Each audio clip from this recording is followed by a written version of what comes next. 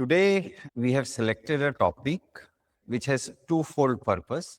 I will discuss specifically how to take care of our joints and movement and chronic pain that comes with age.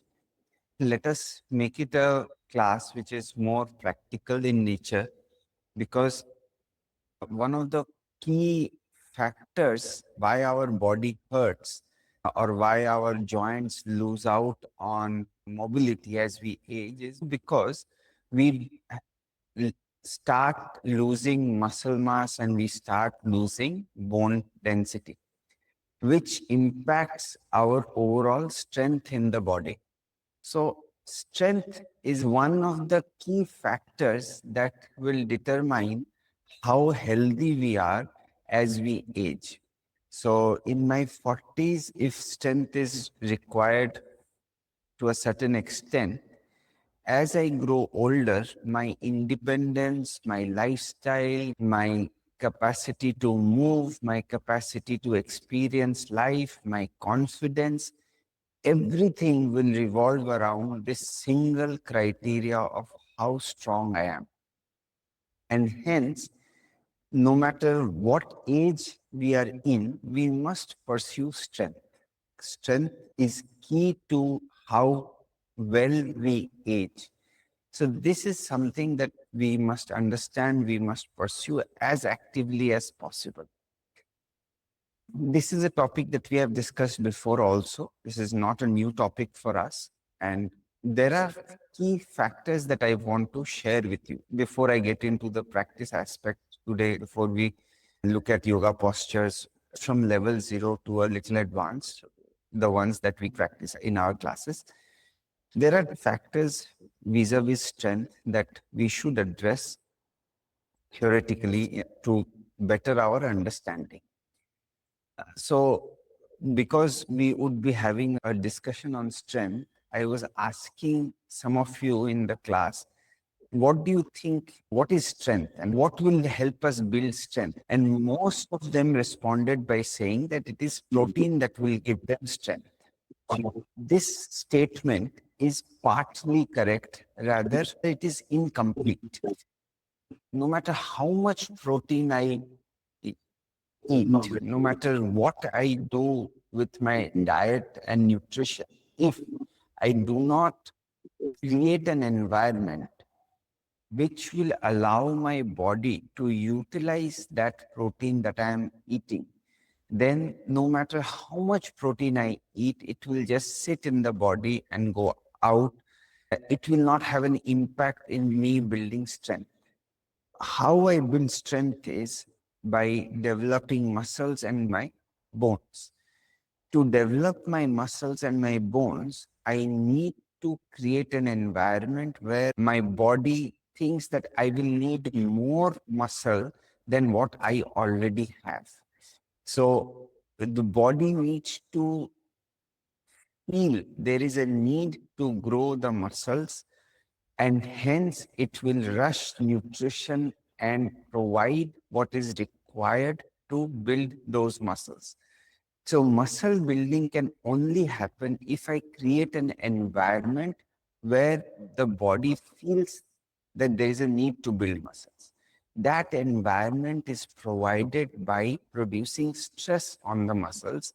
That stress can be produced in an organized manner, in a controlled manner, if I am practicing any form of exercise, any form of body weight exercise, or any form of weighted exercise. Say you go to a gym, or you lift, or you are doing kettlebell, or you are doing the gada. Any form of weights is good, and any form of body weight training is good.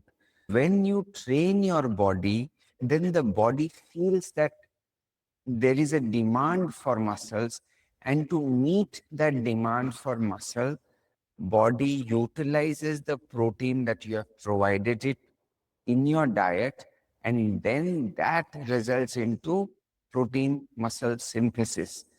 No matter how much protein you take, without proper exercise, you cannot build muscles and you cannot build strength. So only protein will not help you build strength. I will go as far as saying that only exercise can help you build strength and help you build some muscle. But then the growth can be slow, the growth can be limited, but there will be growth. If you exercise, there will be growth, whether it is slow, whether it is stunted, your body will respond by helping you gain strength. So, as far as strength is concerned, you must pursue exercise that compresses your muscles and then it elongates. So your muscles have to be utilized and then provided it with right nutrition and see it grow. So that's one thing that I wanted to stress upon, that only eating protein will not help you build muscles. It is the combination of exercise and right amount of protein that helps you build muscles. Second important factor is I am getting old. Will I build muscle as I am 50 or 60 years old? Do I still have a chance of building muscles? All of us, whether we are 20-year-olds or 50-year-olds, have an opportunity to build muscles. But there is a caveat. When I'm younger, my capacity to metabolize, like my metabolism and my recovery, both are much faster, and hence my muscle growth is also much faster compared to when I'm 40 years old, 50 years old, 60 years old. The older I get, the amount of muscle I can make in a certain amount of time, that keeps slowing down. The growth can be slow, but the growth can be consistent and it will never stop. So no matter where you are in your life cycle, make an attempt to build muscles through exercise and right diet. Do not give yourself this excuse that I am too old to exercise in a way that will help me build my body. So build your body with the help of the tools that are available to you, no matter what age you are. You have to control it. You have to see you don't hurt yourself. But then there is no other option. If I want to live a healthy life, an independent life, as I grow older, I must make sure that I acquire strength, I build muscles. Third point that I wanted to share, till early 2000s, scientific community, doctors, everybody believed that muscles are just for our movement. It's a motor instrument which allows my body to move from one place to another. But there is a group of scientists in Sweden, I think, early 2000s, they published a paper that by building muscles, I allow my body to create new neurons in my brain. Building muscles helps me build strength, and it also has an impact on my brain health and what kind of neurons fire in my brain also has an impact on my emotions, on my hormonal secretion, on how I feel in my day-to-day life. So creation of neurons and an emotional impact of exercise is underappreciated. It is not discussed so much. If you exercise, you ward off things like anxiety, depression, restlessness, that's at emotional level. And then you give yourself an opportunity to create new neurons, which is a terrific phenomena for the body. These are three things that I thought are important. One, protein will not do much if you do not combine it with right kind of exercise to build muscles. Second, age can slow down your muscle growth, but it will never bring it to zero. And three, other than strength, other than ease of movement and your capacity to move, muscles help you regulate your emotions by regulating the hormones, and it also impacts the kind of neurons that get generated in your brain. These are three things that are important. Now I will be moving towards showing you some of the postures that are important vis-a-vis strength building, and the medium is yoga. in yoga, what all is available to me to build strength. That's one thing that I want to share and clarify. All right, then let us move towards, let me show you postures that we do in the class, how to do them correctly, and how to build strength. What are the components actually that help me build strength in a yoga class? So we let us see what all can be done to build strength. To build strength, one of the key criteria is that I should be compressing my muscles. Where do I get an opportunity in yoga to compress my muscles? In the beginning, we do Surya Namaskars. So you will see this first step of Surya Namaskar is we go up, we come down. So till here, there is no compression. I bend my knee, take my leg back, and now I'm in a plank position. This is where my body weight is coming into play. Plank position engages my core, and then I have this Chaturanga Dandasana. This Chaturanga Dandasana is akin to my push-ups. When you are going down and holding yourself, you are creating an isometric position for your chest, for your shoulder, for your bicep and your tricep. This position is inbuilt in Surya Namaskar. Say you are doing 7 rounds or 20 rounds or 51 rounds of Surya Namaskar, that many times you are doing this movement and you are practicing that many push-ups also. Look at me. From here, I come down, I'm holding, and then again I go out and then back on the feet. This downward dog position is not considered for strength building. But you will see that those who do it properly, they press the shoulder, keep their chin to the chest. The strained position for the shoulder and this also produces strain on the wrist. If you do this enough times, this has the capacity to build very low degree of strength. Most of you who practice yoga are unable to do push-ups. If push-up is one marker of strength, and that is the body weight exercise that I aspire to do, I have to build my strength gradually.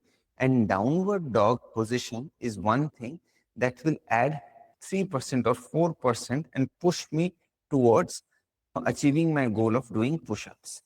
Now, from here, you come forward, you go up again, and that's how you finish your Surya Namaskar.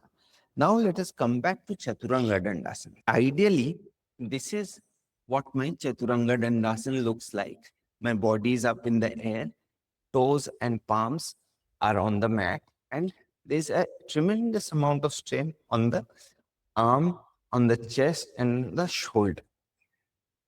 Some of us are unable to do Chaturanga Dandasana. For them, you keep the knee down and bring your elbow close to the body. Don't allow your elbows to flare out.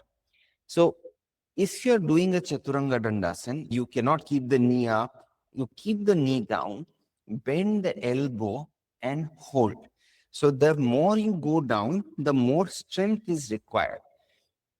Don't flare out your elbows and don't just fall flat on the stomach. If you do this, then you will be doing Chaturanga Dandasana. Many years will pass, but you will not be able to do it properly. To learn how to do Chaturanga Dandasana, keep your knee down, keep your elbow tight, and then see how much you go down. This same principle will help you do push-ups also. Second, if you see my downward dog position, this can be, this can have multiple versions which increases the pressure on the shoulder and the arms. So say for example here, I'm in downward dog position. I have both my arms and both my feet on the mat. Now the moment I remove one hand like this, then the whole load comes to this particular wrist. Now, this position where I have added pressure on the wrist of my right hand by removing the second arm, this is how I increase pressure on my body one by one by removing one limb at a time. You will see this pattern repeating in many of the postures where you start with all the four limbs on the mat, then you remove one limb and then the other limb and probably the third limb as well. By removing limbs, I add load to my body. There is a term called progressive overload. Like your muscles grow in strength if you add more load to the muscle over a period of time. For example, if you are lifting 5 kgs for a dumbbell curl, for a month you did at 5 kgs. Second month, body will demand 7 kgs or 8 kgs, else I will not grow. And hence my body weight, so this is with weight. So you can have a 5 kg dumbbell, next month 7 kg dumbbell, then you can go up to 9 kg dumbbells. You're increasing the weight, that's progressive overload. Over a 3-month time, you went from 5 kg to lifting 10 kgs. So that was your limit. Now, here in yoga, how do you apply the same principle? That's where this talk of limbs come into play. So, say for example, you are doing downward dog. Now you remove one limb and then remove the other limb as well. And if you are really adventurous, you remove all, like both the legs. So you can increase the pressure on your hand and the leg by removing legs. So much can be done in downward dog position. Now, let us look at downward dog. So here I am. Now, downward dog, generally my arms are straight. Today in the class, you will notice that I started bending my elbows. The moment I start bending my elbows, I'm starting to generate pressure on my triceps. This is a very good tricep exercise. If you do it with alternate hands, it is easy. If you bend and bring your elbows down at the same time, then that increases the pressure on the triceps, developing your triceps. The tricep is a small muscle at the back of your upper arm. It complains more quickly than a bigger muscle like a chest or a shoulder muscle or even your thighs. So you don't need to do too much for your tricep to be activated. And this movement where you are in the downward dog position and bending the elbow, bringing it down 5, 10, 20 times will help you develop strength in your triceps. A few examples can be generated through my Surya Namaskar. In my Surya Namaskar, I do Chaturanga Dandasana, which looks like my push-up. Then I do downward dog position, which is useful for me. Now, let us continue with Surya Namaskar here. I inhale, I go up. I exhale, I come down. I take my body back. This is plank position. And in Sanskrit, when you go to a side plank position, this is called Vasisthasana. From plank position, you can get into multiple variations of Vasisthasana. You can take your right arm out. You can put pressure on one arm again. So see, the same principle of removing limbs. Here, I am on my both hands and both toes. If I want to increase pressure, I go on one hand, I release. And then if I want more pressure, I go for the toe. And I am just on one hand and one leg. Progressive overload in yoga through body weight training, right? Now, you come down, you take your chest out. This is where you are doing what you call sadharan dand. Now, if you return by bending the elbow and coming back, what you just did was a Ramurti dand. Then again, you are here.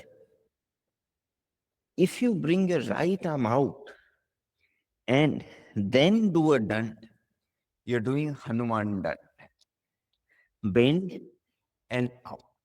Now, Hanuman Dand is a unique exercise because your thighs are in front.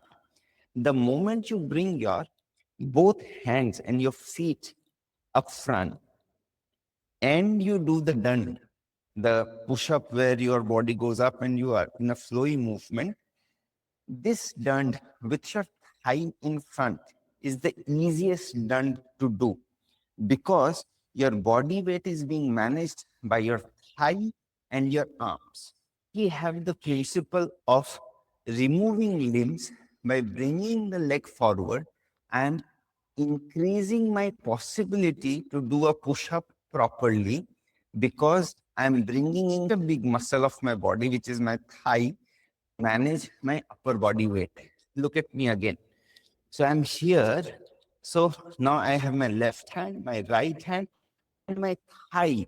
And that helps me to do the push up much more easily. Those who think this particular movement where your knees are down and you are trying to do a push up is not coming easily to you, Hanuman Dand is another good way to learn how to do push ups. First, you bring the leg forward and then do Hanuman Dand and gradually take your leg back.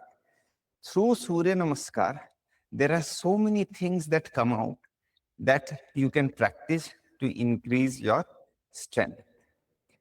So, what I just showed you through plank, through Vasisthasana, through Chaturanga Dandasana, or through Adhumukh Savasana or the downward dog position, they were primarily targeting your upper body. Let us look at a few examples where I can compress my thigh and build lower body strength. So the first one, since I'm sitting down, let us do the Malasana. So this is a deep squat position where you can press the lower back and your pelvic joint, stretch the spine, and you are already putting a lot of pressure on the body. Those who do not have their pelvic joint free, they will know that when you sit in a squatting position, especially if you sit for long, this generates a lot of pressure on the thighs. Now, if you want to add variations, hold the toe here. Hold the toe, you come up to a half squat position and go down. Maintain that your elbow doesn't bend. So elbows are straight, which means there has to be a strain on the shoulder and the lower back.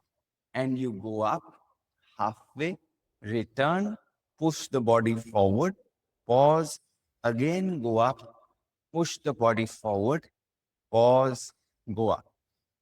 Again, up, down, push. So this is Malasana combined with dynamic movement for a squat. Now, from here, let us go up a little. You have the goddess pose, also known as a horse position or a sumo squat position, where you are opening up your leg and you're going down. So this produces strain on the thighs, plus this opens up your pelvic joint so that the joint is free. This also helps you correct your posture. So those who are having a curved back, they can practice pushing the lower back forward. Now, those who drive will know that if you drive for 1 or 2 hours, the lower back starts hurting, and that impacts everything in your body, especially your posture. If you want to correct your posture, Malasana and then the goddess pose or the sumo squat, where you tilt your pelvic joint forward and hold as long as you can. You can keep increasing the gap to make sure that the posture is tougher and tougher. These are two poses that you can do to improve your strength of your thighs, your calf. These are two things that has a compounding effect on the posture as well, that helps you align your spine and that helps you build strength along the lower body. So upper body and lower body generic things. Now let us go to one posture that is extremely popular, Bakasana. You will see this is in the intermediate zone. What I showed you with Chaturanga Dandasana or Bhujangasana, plus what I showed you with the Malasana and the goddess pose, these are in the beginner's level practice. You don't have to have super flexibility, nor do you need a lot of strength to begin with to do these poses. But the one that I'm going to show you, your Bakasana, requires a little bit of skill, little bit of strength already, and this is something that you need to learn. So, Bakasana, bring your body in a full squat position and keep your armpit on your knee. This position requires flexibility of your ankle and flexibility of the pelvic joint. Otherwise, you may not be able to sit with your feet flat and you may not be able to sit fully. You may get stuck. So, you may be in a very unbalanced position when you begin. So, this requires some flexibility here at the ankle and the heel, and this requires your pelvic joint to be free as well. Having said that, now this is what a Bakasana looks like. Your tailbone has gone up and your whole body weight is on the wrist. It is so much on the wrist that whether you keep your leg on the floor or you don't keep your leg on the floor, it does not matter to the body. You can move your leg up and down and still it will be fine. So you are here and you can move your leg whichever way you want to, because for the body, the leg position has become immaterial. You are so much forward. Your center of gravity is totally aligned with the wrist, and the whole pressure is on this wrist and a little bit on the shoulder. So this is how. So this is, of course, like you require some bit of strength and you build tremendous amount of strength if you learn how to do this. If you want to practice Bakasana, first learn to get your knee to the armpit and pressurize the wrist even without lifting a single toe. Balance will come later. Learn how to move the body forward and get used to up to what point can you go forward and still have your toes touching the floor. Go to a point where you feel that if you go any further, you will topple. Don't go to a point where your toes are coming off. Go to a point where you're still with your toes down and hold, then you come back. Now, if I'm here and I'm going up, next, what to do? You remove one leg. Same principle. So if I remove one leg, if I keep one leg down, I have increased my confidence and I have increased the pressure on the wrist there. Now, if I have sincerely practiced where I know up to what point can I go and then I will topple, if that feeling, you have internalized that feeling, then lifting one toe and then finally the second toe will be much easier for you. So you pressurize and then you gently lift so that you're off the ground. This practice can take 15 days to 1 month to 45 days, but this can be achieved because this is still an intermediate pose. If you were to do a handstand or a pinch Murasana, that will take longer because those require more training. Their baseline strength is first what we need to achieve, and then we can work on the skill of doing those postures. These are like, first I showed you entry level strength. This is like a medium level strength training that we do. Now, core strength is talked about a lot all over social media, and generally also you will see that there is a discussion on core strength. You can build core strength by doing several things. Plank is something that you can do for core strength. Let us see yoga has other than Vasisthasana or plank. So first up is what you call a hollow hold in calisthenics. A hollow hold in calisthenics looks like this, where you have lifted your legs, your shoulders are slightly up, and there's a tremendous amount of compression around the stomach. So this is called a low boat pose or a low Naukasana, which is a variation of boat pose. This is called a hollow hold. So this compresses the stomach. And if you do 20, 30 seconds of it, you will realize what kind of strain it puts on the stomach. And it helps you build a lot of strength. My core is front of the abdomen and back, lower back region. This whole belt that I'm talking about. This works on the abdominal muscles more than it does on the back muscles. While plank works on the glutes and the lower back more than it does on the abdominal muscles. So you must practice both.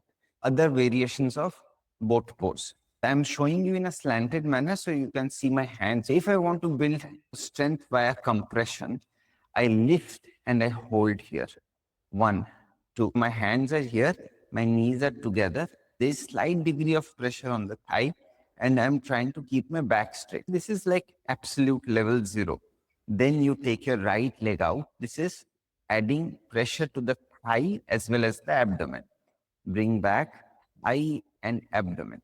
Then you can do the full boat pose. Again, thigh, abdomen, lot of compression. If you want to add more variety, you are here, your hands are here, you go and hold yourself. In a slanted position, this diagonal holding, even though you are taking support, produces stress on the stomach and abdominal muscles. Good for you. Then you do the other side and you can add a variation by taking the arm up. These are things that you can do consistently and progressively add more pressure by adding variety to the postures. This is about your abdominals. Now, this brings me to another point. We were talking about strength of our legs. Now, if your knees are hurting or you think that they're creaking or you are not so confident about the strength of your legs and Malasan or bending the knees in, say, Veerbhadrasana or doing a sumo squat, those things are not allowed for whatever reason. Say your doctor has mentioned that you cannot do those things. So how do I build strength around my thighs, around my calf, around my tibia without bending the knees? So these are few movements that will help you build strength without bending the knees. So your fingers are close to the knees. The further back you keep your hand, easier it will get. Fix your fingers around the knees, flex your ankle inwards, and then do this. You will see my knees are tight and thighs are contracted. This contraction is good for activating your thighs. And if I don't have enough strength to do a squat, then this will help me get to a position where I can do a squat. This movement, you can do 50 of them right leg, 50 of them left leg, and you can do 3 sets of it. You will not need to do it for more than 1 or 2 or 3 months maximum. And you would have graduated to do squats, lunges, side squats, Cossack squat, whatever. So this is like your level 0. You are building your strength of your thighs. If you lack the basic strength to do squat, then this is what you need to practice. So you're lifting your legs, ankle is flexed in, hands are close to the knees. Same with the left leg you will do. Say you do 50 times or so. So this is one movement. Second movement is you remove the hand and do a side to side movement. So this trains the side of the thigh and side of the knee. Ankle is in. This puts lesser strain on the thighs, but it is important. And third one you finish is by forming a U in the air. Ankle is flexed, knees and thighs are tight and compressed, and you are making a U in the air. If you don't know how high to go, just keep a bottle of water or a dumbbell here around which you will take your knees. So if you do this, you will create stability as well as flexibility around your pelvic joint and your thighs. This movement is where you are building strength, but you are not bending the knees. This is important if you are in the early stages of osteoporosis or if you are in the early stages of arthritis. Way out is by building strength. This movement is useful. This was to train my eyes. Now, other parts of the legs, how do you train? Simple calf raises where you are lifting your heel up and down. This is a micro movement. Focus just on the calf. You can do 20, 30, 40 of them. I'll show you from the side. I'm not touching my heel on the mat and I'm going up and down continuously. This is to train my calf. There are variations of this as well, but do this multiple times and have to go closer to 30 and beyond to have a considerable impact. That's what we have seen. Now, so your thighs and your calf done, they are your main muscles to stabilize the knee. Now, if you want to keep walking at the pace at which you are walking, if speed is something that is getting compromised, say you walk and you realize that you're walking slower than usual. Those who are running, if they want to increase the speed of their run, or those who are into any sport which involves jumping, all kind of explosive movements of the legs or all kinds of activities where speed comes into play, this is your tibia. This is what you need to train. So how do you train that? You keep your body slanted. My head and my hip is touching the wall. Farther I keep my heels from the wall, the more difficult it gets. And now I'm lifting my toes up and down. Toes up and down. This movement also is a micro movement. 10, 20, 30, 40 of them you can do. Once you tire out, you give a break, you repeat it thrice. So that's how you build the strength of your tibia. Thighs, calf, tibia. Three muscles, adjoining muscles of your knee, if you train, that will be good for the knees and your movement will be much more confident. Now, only one muscle is left, that is your hamstring. Generally, you will find that we are stretching the hamstring in a yoga class, but there are a few postures that can help me build strength of the hamstring. This is one of them. So, you know Tula Dandasana or the balancing stick pose, right? Balancing stick pose with a added dynamic movement. You are here, sorry, you are here, come down. So you lift your heel up to the waist height and then bring your knees up. Body down, balance, and knee up. Body down, balance, and knee up. So this movement where I'm bringing the leg up puts a strain on the hamstring, which helps to develop the hamstring. These are few of the muscles which gives you strength and stability in the lower body. This is the whole set. You can do your squat, you can do your malasan, you can do your Virbhadrasan, you can do your sumo squat. If you cannot do those, then you start with your leg lifts, sit down leg lifts, three positions ending with a U formation, calf and tibia. These are few things to remember and to practice. Now, we did upper body, arms, wrist, shoulders, some bit of chest. Now look at some of the things that we do in class for your back. You'll see we do this movement, which is very useful. Just before Bhujangasana, we practice this, where I'm lifting my chest up and down. So this trains my absolute lower back region, both sides, right and left. Now, this is followed by a movement where I'm utilizing my arms again. So I'm going towards the middle back here. So from the lower back, I move to the middle, lower, middle, upper, that region. If you want to move towards your shoulder, this movement.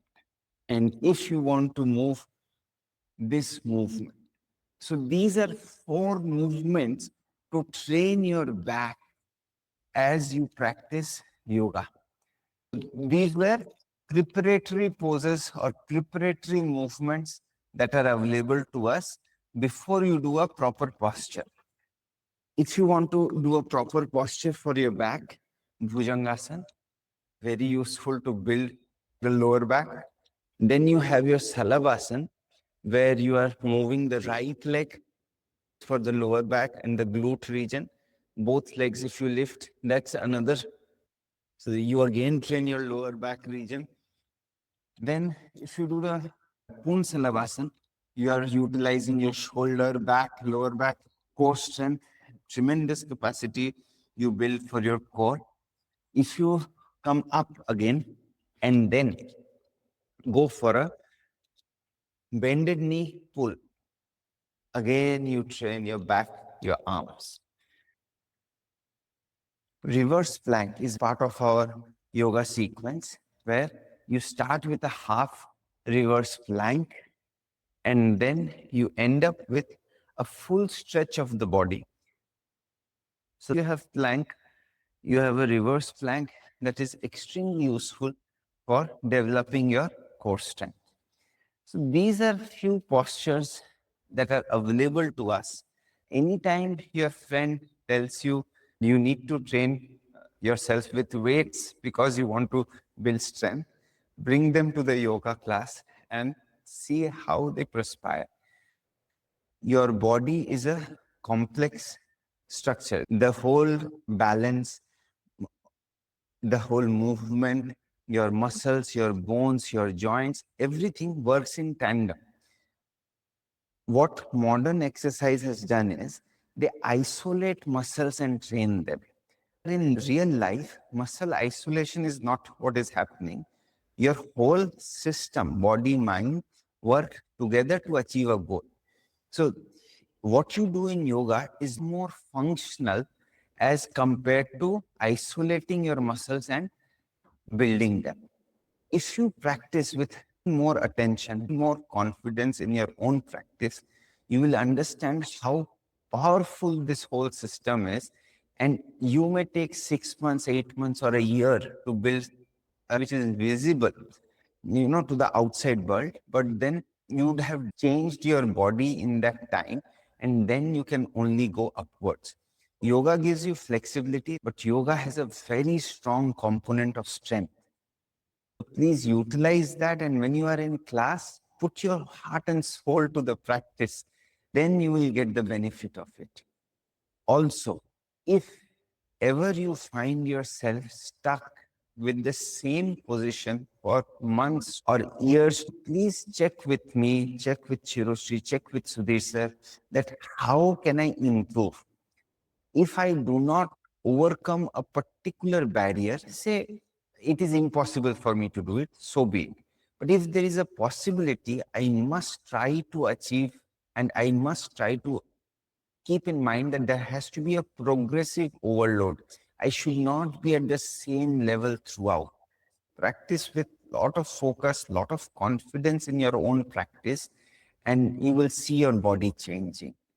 Thank you, everyone, and I hope it was worth your time.